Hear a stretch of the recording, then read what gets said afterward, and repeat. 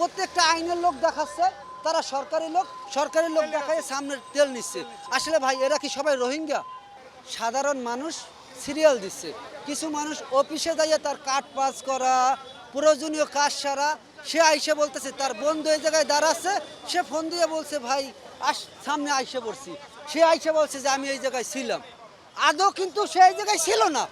5 ঘন্টা 6 ঘন্টা যখন আমার দেখেন আমি 5 ঘন্টা এই জায়গায় দাঁড়াইয়েছি, আমার গাড়ির সামনে রাইখা হাঁটতে আছি, আমার কি কাজ নাই?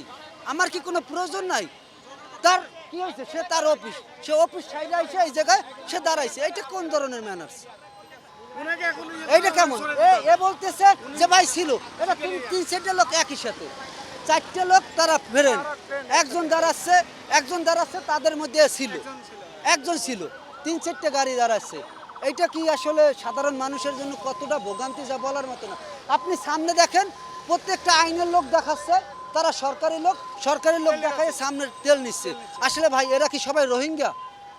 এই দেশের কি পাসপোর্ট এনআইডি কার্ড দাঁড়ি না, তারা কি রোহিঙ্গা?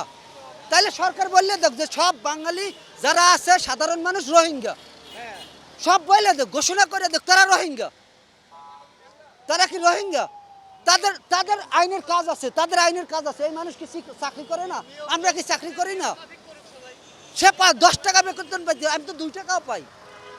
এটা কেমন কথা? সব মানুষ কি রোহিঙ্গা? তাইলে সরকার তাইলে এমন ঘোষণা করে দেখ যে সব বাঙালি যারা আছে সাধারণ মানুষ রোহিঙ্গা, প্রশাসন আছে যারা চাকরিজীবী আছে তারা বাঙালি,